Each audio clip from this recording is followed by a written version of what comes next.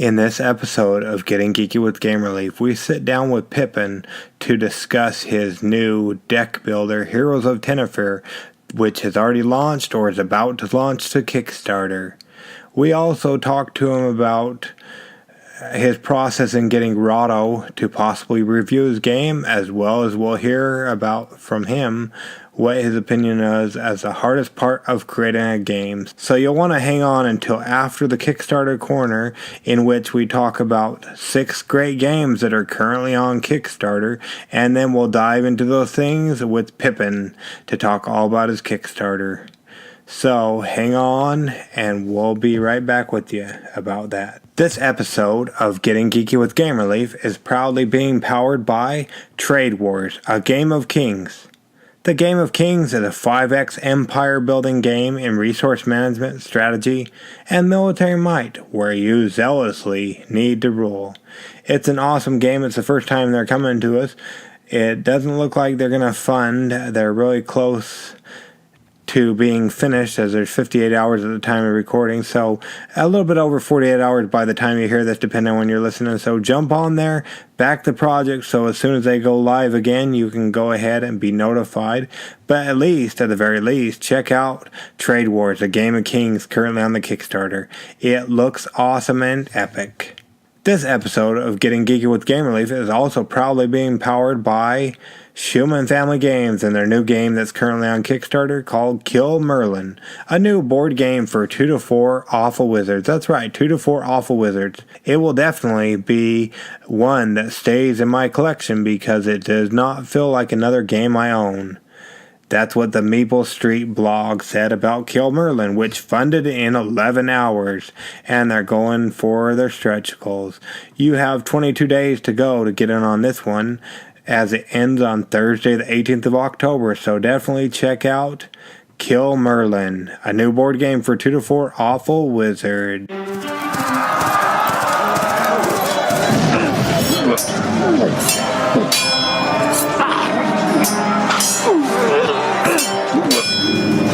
Getting Geeky with Gamerleaf, the podcast in which one man strives to level up his geekhood and helping you do the same, one battle at a time. Now, let's get geeky with Gamerleaf.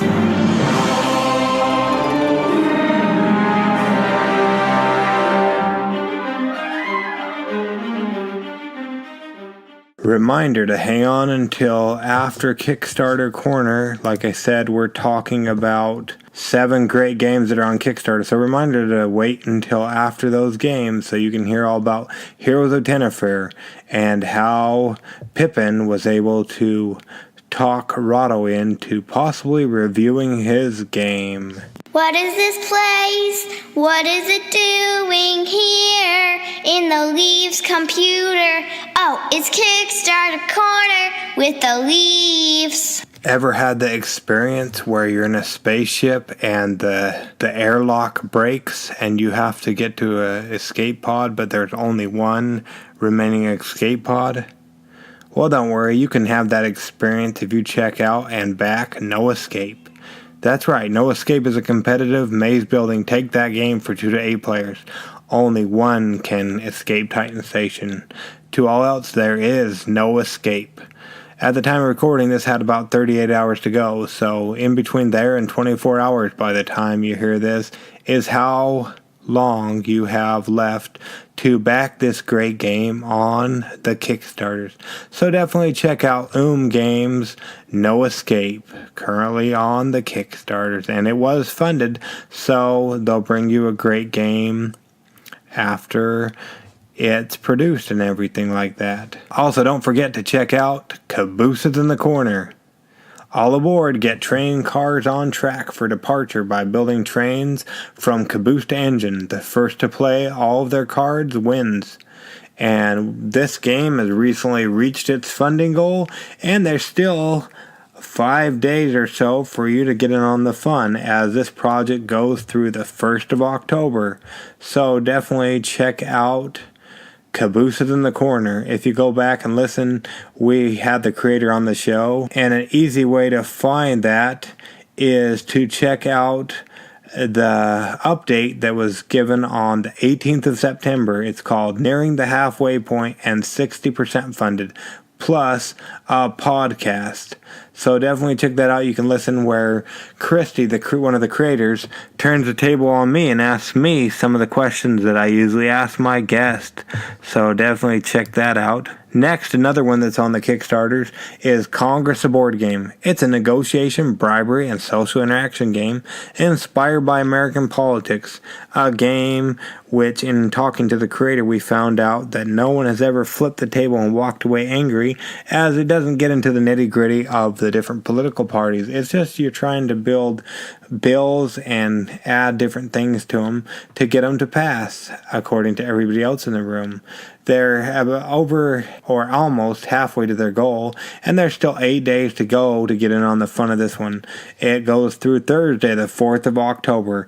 The artwork is amazing, at least in my opinion, so you definitely want to check out Congress, the board game, from Weathergade's Workshop, currently on the Kickstarters for a little bit longer. Another one that's on the Kickstarters for a little bit longer and over halfway to their goal is Magnets the Game. It's a tabletop dexterity game with magnets.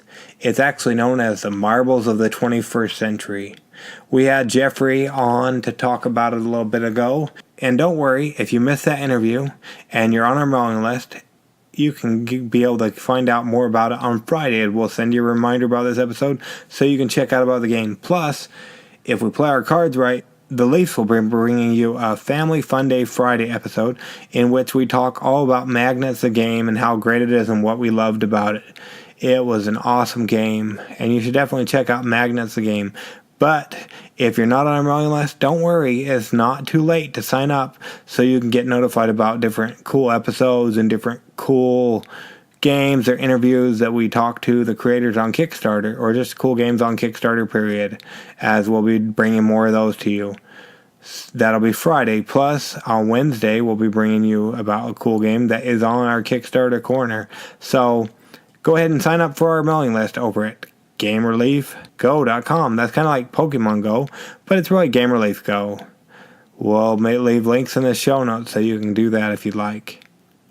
But definitely check out Magnets the Game, which is on Kickstarter through the 4th of October. Another one that the Leafs recently played, if you go back and listen to our last Family Fun Day Friday, you'll be able to find out what we thought about Stupid Users Beta.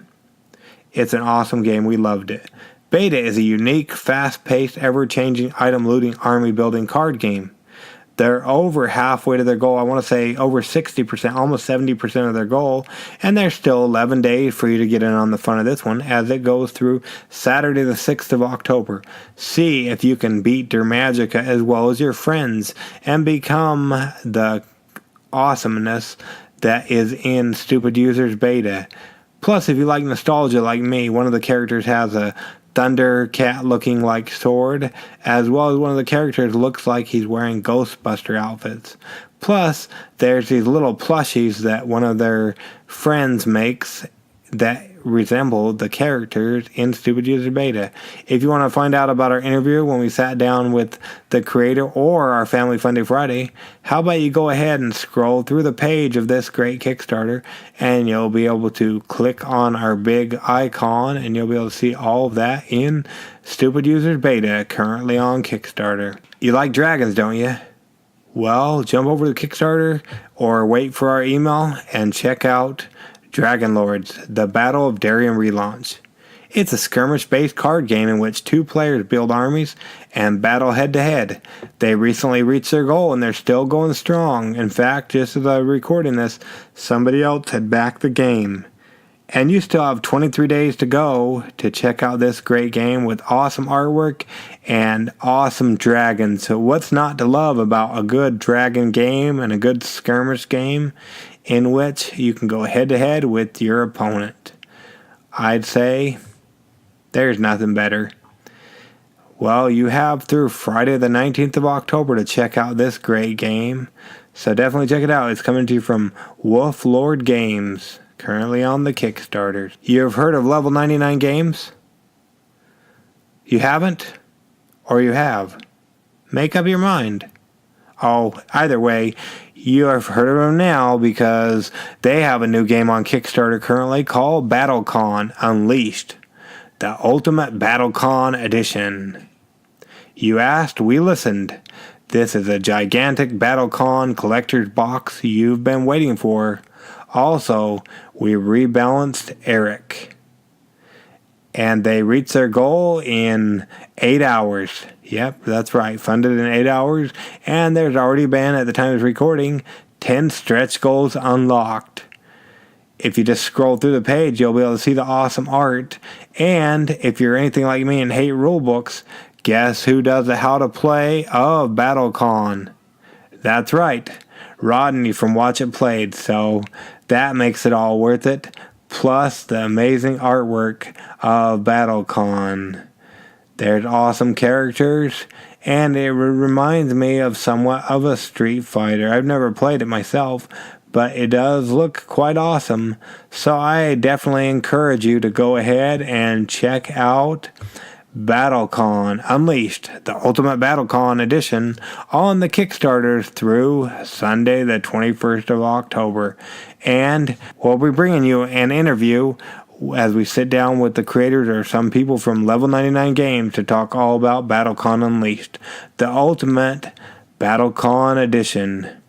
Now, let's jump into this interview, which we sat down with Pepijn to talk all about Heroes of Tenefyr. Now, let's get geeky with Gamer Leaf.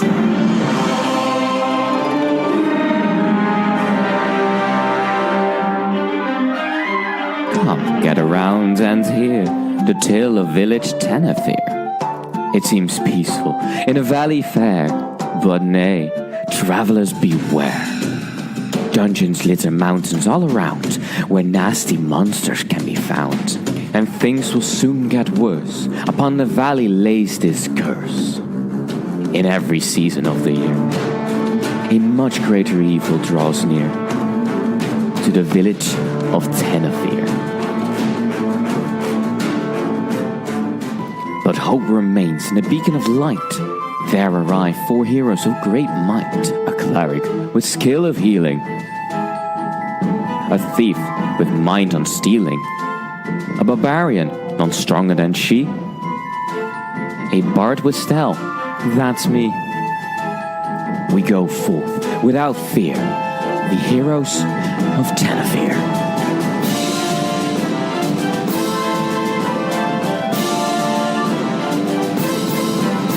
Did that sound familiar to you guys? It didn't to me neither, but this is a story of Heroes of Tenefyr. Hopefully I said that right. A new game that's currently on Kickstarter, and tonight we're lucky enough to have on one of the creators and masterminds behind this great game. Is that correct? Is that how you fit in line with this new game, Pepijn? Yeah, thanks for having me. And I am the creator of the game, yeah. Awesome. Yeah, thanks so much for joining us on Getting Geeky with Gamer Leaf. We really appreciate it. Now, Pepijn, before we jump into everything that's great about Heroes of Tenefyr, let's rewind a little bit if we could. We don't have to go back too terribly far, but were you born into tabletop board gaming, or how did you get started into playing tabletop board games and whatnot? Yeah, I started with mostly playing with my parents, things like Monopoly, that kind of stuff. And after a while, I discovered Hero Quest, which is an awesome game, of course. Hero Quest. Deep inside another dimension, face battling barbarians and evil magic on a quest for adventure in a maze of monsters. This is Hero Quest, the fantasy adventure game where winning means mastering the arts of combat. I'll use my broadsword. And magic. Fire of Wrath. Once you get into it, you'll never be the same. Hero Quest. Now with 2 new adventure packs, the legend grows. There I went into Warhammer, Magic the Gathering, and then Catan came out, and things went from there. Wow, so that's pretty cool. So yeah, started off with the old games like Monopoly, and then went to the Hero Quest. That's cool. So at current time, what would you say your favorite game is, Pepijn? Ooh, that's a tough question. I really like Scythe, legacy game, like Pandemic Legacy, Season 1 and Season 2. But I enjoy all kinds of games, really. Well, that's cool. So, without giving any spoilers, what can you tell us about Pandemic, either Season 1 or Season 2, the Legacy Edition? Well, that's really hard to go without spoilers, but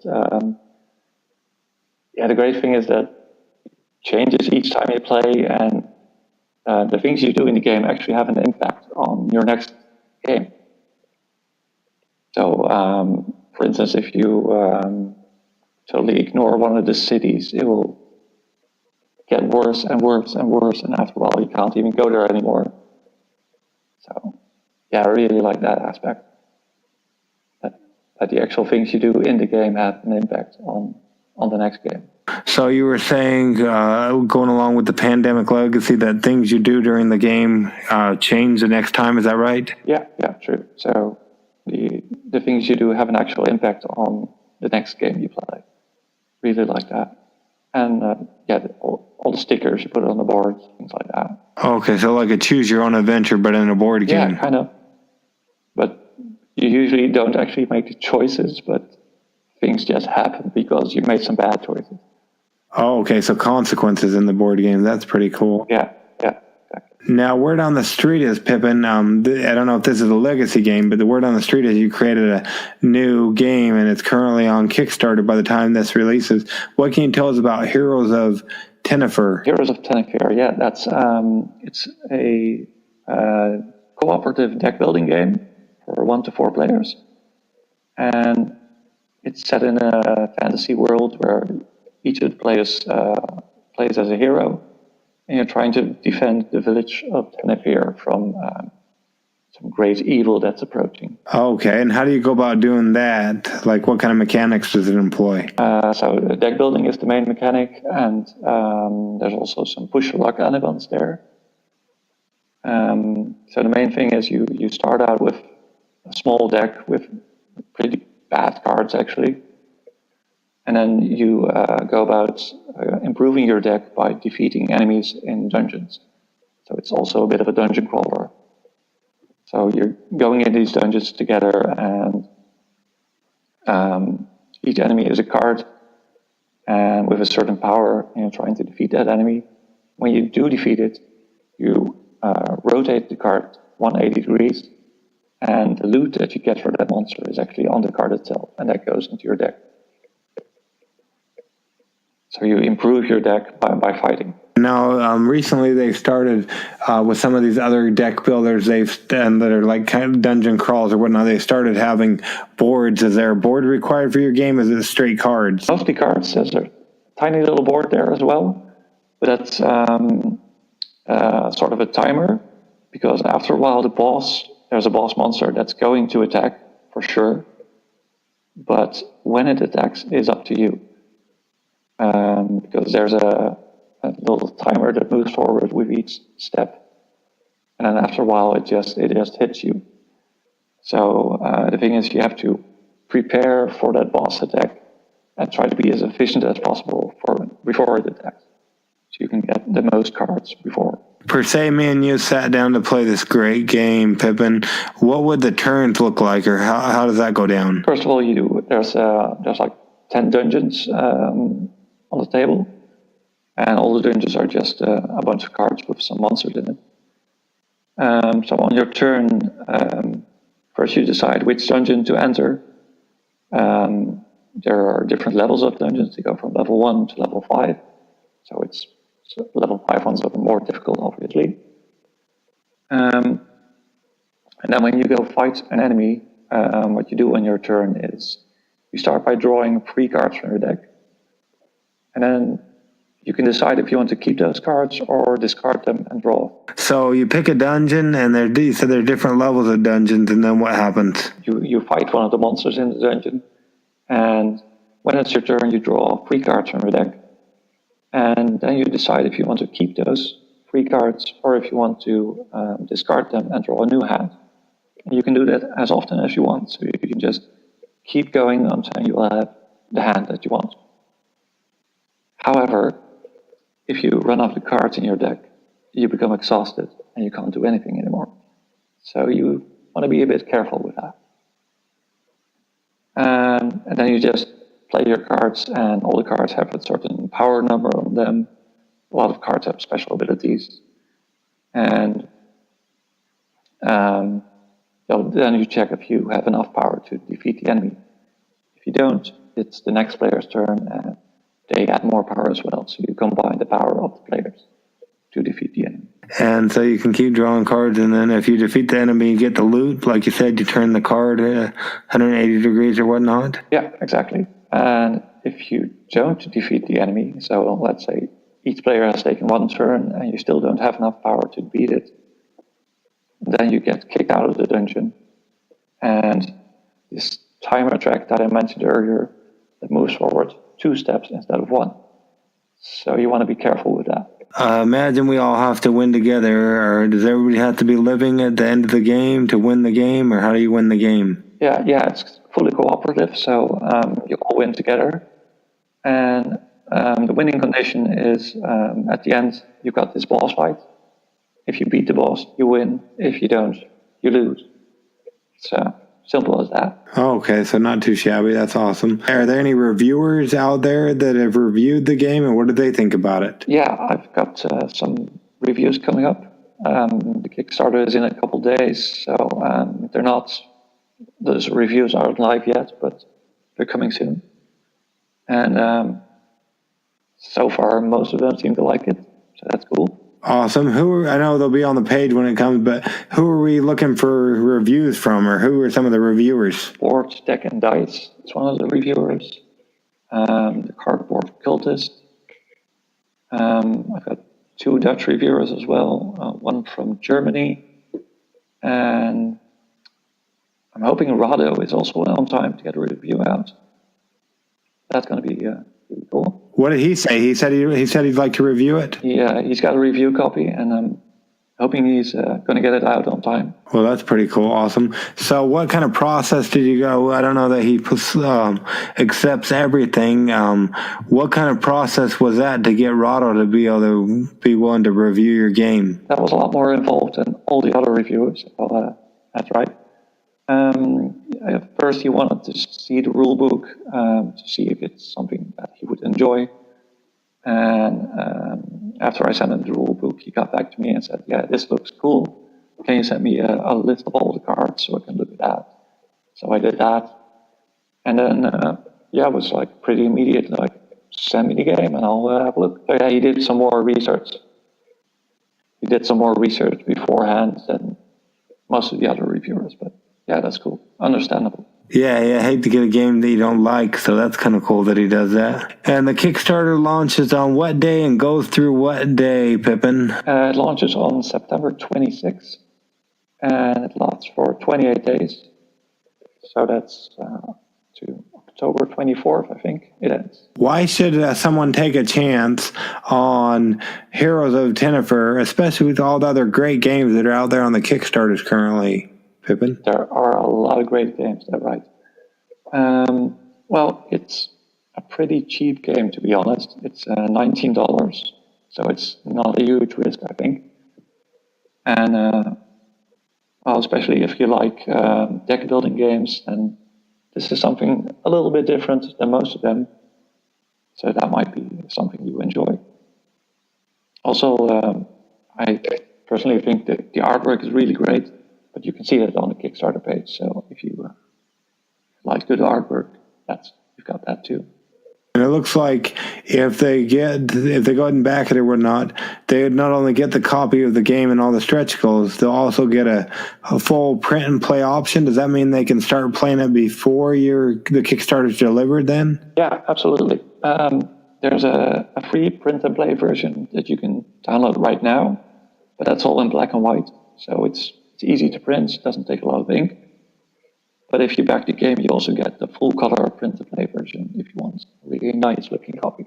Oh, okay, that's cool. And so they back it and they take a chance on it, and they go ahead and get it. They can, while they're playing that color version, the print one they print off. When will they get the actual game in their hand so you don't overpromise and underdeliver? I'm hoping to get it to backers in May 2019. But I'll be honest, this is my first Kickstarter game that I'm releasing, so I'm not completely sure, but I think I can make it. Yeah, so a lot of creators I talk to and stuff, they say the shipping is the hardest part of a Kickstarter or whatnot, so that's pretty rough. So just being a new creator and all, what has been one thing you've learned the most about in making this game and then launching to, well, I know it's not there yet, but launching to Kickstarter? What has been the thing you've learned the most, do you think? The thing I've learned the most is that it's a lot of work. It is really a second job. And for anyone who thinks about creating a game that it might be easy, it is not. It is very, very time consuming. Has that been the hardest part, the drain on the time, or what's been the hardest part? Yeah, I think that's the hardest part, drain on the time. There's just less time for me to actually play games with my friends.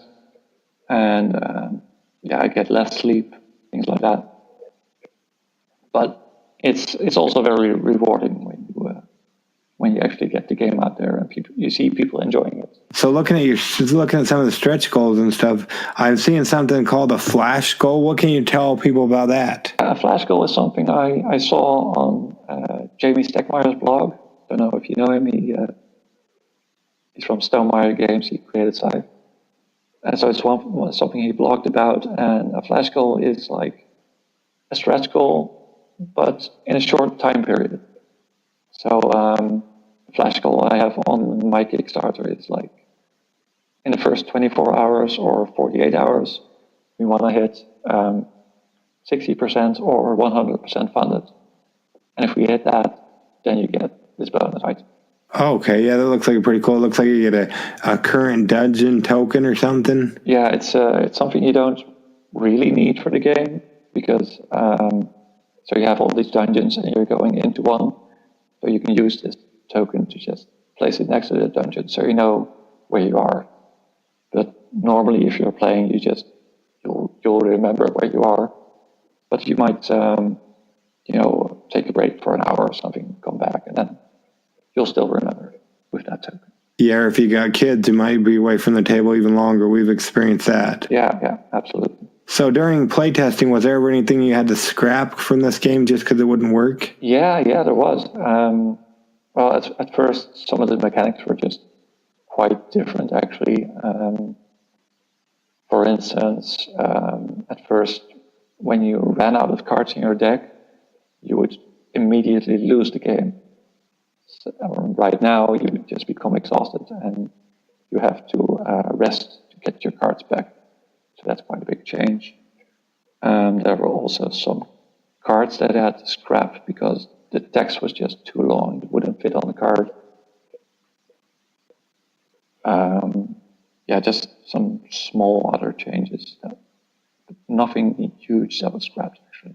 So yeah, that was an interesting change on the game. When it comes to Heroes of Tenefyr, what would you say the thing you're most proud about is? I'm actually most proud of the artwork. It's not something I've done myself, but I'm really happy with the artists I found, and they've done some amazing work on that. Yeah, I'd have to agree with you. Scrolling through the page, the artwork does look pretty amazing, so that's awesome. Yeah, I've actually got 4 artists working on the game from all over the world. So that was a pretty cool experience to work with them. How did you go about wrangling 4 different artists into this? Well, I figured it was necessary to get at least 2 artists because there's quite a lot of art in the game. There's like 44 unique enemies that all needed their own art. So I just went online and searched for them on Board Game Geek and DeviantArt, things like that. And I was lucky to find some great ones. Okay, yeah, it looks like they did a stellar job. Is all the art complete, or will we still be completing art after the Kickstarter funds? All the artwork is complete, so that's just one thing I don't have to worry about anymore. So that's awesome. So you can go ahead and get it started right after a fund. Yeah, exactly. Yeah, so we'll leave all the links in the show notes so they can come and check out the campaign and see the awesome artwork and see, it looks like there's different gifts that show them how to play as well. So at least come over here and check out the Kickstarter page. Like I said, we'll leave links in the show notes and come check it out. So that's awesome. Now, I don't know if you've gotten a chance to listen to any of the shows or not, Pepijn. If not, that's okay. But the next portion of the show is called Adventures in Application Acquisition, where we talk about an app, be it for your cell phone, your tablet, your computer, or video game. It doesn't even necessarily have to be related to deck building or board games or anything like that. Is there an app you use a lot of that we can talk about for a minute, Pepijn? I don't use a lot of apps, but I enjoy playing Hearthstone on my phone. Oh, okay, awesome. So maybe somebody lives under a rock or they haven't played it. What can you tell us about that app, Pepijn? Well, it's made by Blizzard, which is a pretty huge company. And Hearthstone is a kind of a collectible card game like Magic the Gathering, where you duel against a single opponent online by playing cards and doing all kinds of wacky combos, things like that. Have you played it? I haven't, no. People talk about it, but yeah, I haven't checked it out. I should check it out sometime. I think I will have to. Yeah, and it's a deck builder, isn't it? It's not quite a deck builder, but you build your deck before you start the game and then use that.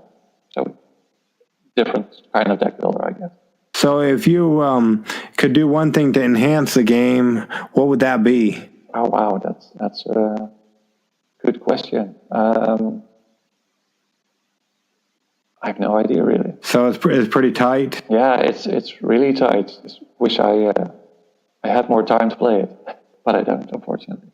Oh, there you go. Yeah. So somebody, if you have extra time, you can give up to Pepijn. Go ahead and send him some extra time, especially with running the Kickstarter and whatnot, so he can take a little bit more time to play Hearthstone. That would be great. Thank you. There you go. So, yeah, you'll have to let us know how that goes if somebody gives up their time for you.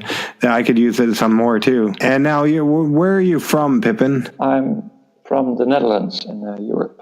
Okay, in the Netherlands. Do they get board gaming podcasts over there? I imagine they do. Yeah, we do. They're all in Dutch, obviously, so I don't think your viewers would be able to understand them. All in Dutch, yeah, I don't think I'd understand them. So, but what if somebody wants to follow along with what you're doing on Heroes of Tenefyr? Mine is coming over there to the Netherlands to stalk you. How would people go about keeping up with you? I've got a website, brokenmillgames.com, and you can follow me on Twitter or Facebook for Broken Mill Games, or on Board Game Geek. Okay, and we'll make sure we leave links in the show notes. You just get us the links and we'll go ahead and get those over there so they can do that. So that's awesome. We don't want to keep you all day, but we really appreciate you coming on Getting Geeky with Game Relief to talk all about Heroes of Tenefyr and the upcoming Kickstarter. It'll probably be live by the time this gets out there, but we really appreciate it, Pepijn. Thank you very much for having me. Yeah, no problem at all.